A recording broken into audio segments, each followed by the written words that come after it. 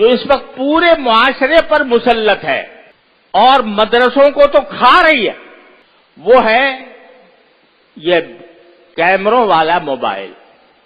یہ ایک بلا ہے، ایک مصیبت ہے، اور افسوس ہے کہ پورے معاشرے کو کھا گئی ہے۔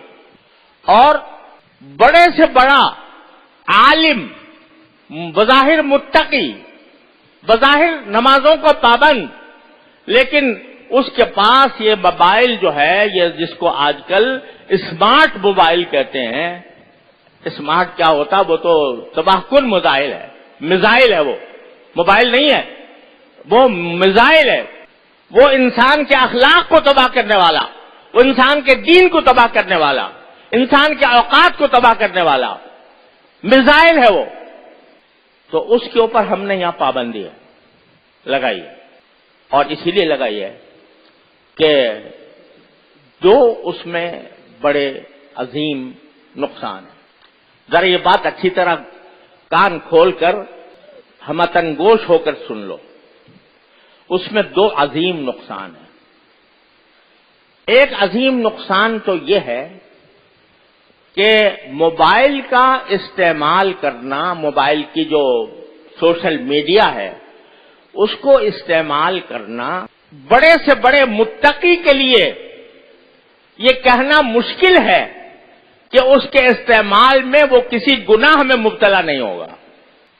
بڑے سے بڑا متقی، شیطان، حدیث میں نبی کریم صلی اللہ علیہ وسلم کا ارشاد ہے کہ شیطان جو ہے، نگاہ جو ہے وہ شیطان کے تیروں میں سے ایک اہم تیر ہے، اور قرآن کریم میں ہے کہ شیطان تمہارے رگوں میں اس طرح دوڑتا ہے جیسے کہ خون دوڑتا ہے۔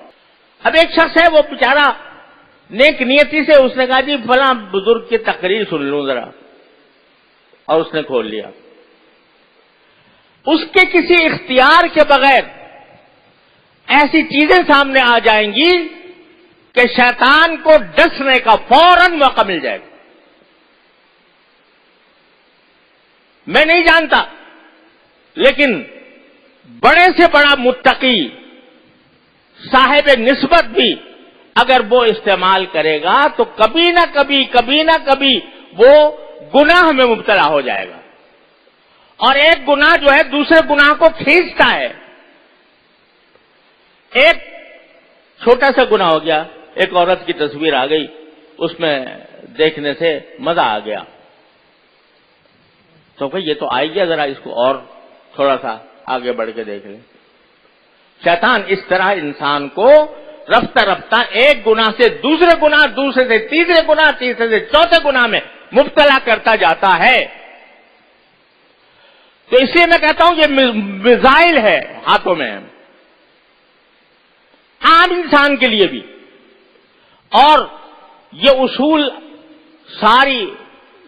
سارے عالم علمی دنیا میں مسلم ہے کہ دفع مضرت جلب منفعت سے مقدم ہے۔ آپ کہتے ہو کہ بھئی اس موبائل سے تو ہمیں بہت سے مواعظ سننے کو ملتے ہیں، ہمیں بزرگوں کے ہدایات اور نصیحتیں سننے کو ملتی ہیں، اس میں ہم ایسے پیغامات کا تبادلہ کرتے ہیں جو ایک دوسرے کے لیے فائدہ مند ہوتے ہیں۔ تو یہ کیا ہوئی ہے؟ یہ جلب منفعت، اور نگاہ کا بہک کر کسی غلط جگہ پر چلا جانا، یہ مضرت کبرا ہے۔ تو دفع مضرت مقدم ہے جلب منفعت کا۔ لہذا ایک بات تو یہ ہے کہ یہ عام آدمیوں کے لیے بھی خطرناک ہے،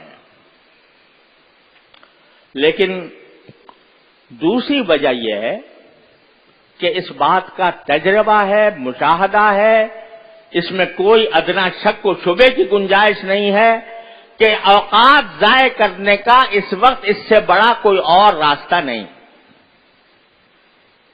اگر طالب علم ہے تو اس کا وقت اتنا قیمتی ہے کہ اس کا ہر لمحہ طلب علم میں صرف ہونا چاہیے، مطالعے میں صرف ہونا چاہیے، تکرار میں صرف ہونا چاہیے۔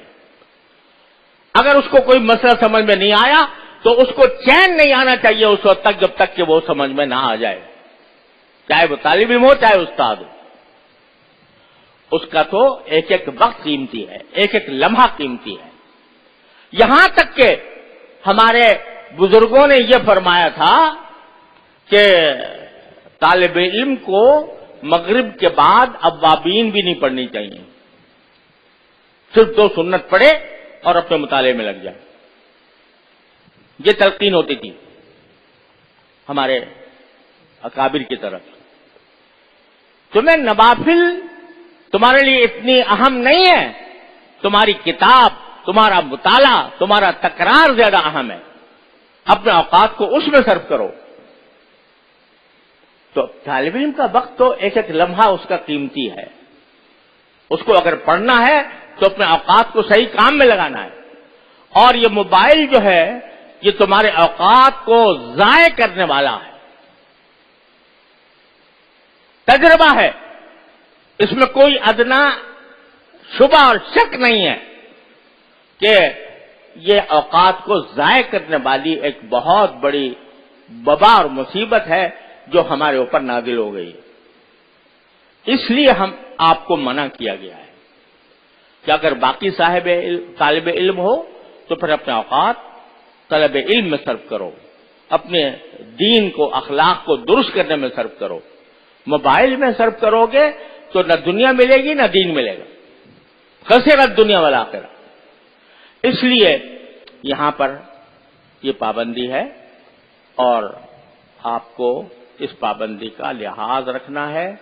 اگر یہ ضوابط آپ کو منظور نہیں ہیں یا آپ کا دل مطمئن نہیں ہوتا ان ضوابط پر تو پھر براہ کرم کوئی اور راستہ اختیار کر لیں، کہیں یہاں سے اپنے آپ کو کہیں اور لے جائیں. لیکن یہاں رہنا ہے اور طالب علم بن کر رہنا ہے تو ان ضوابط کی پابندی کرنی ہوگی.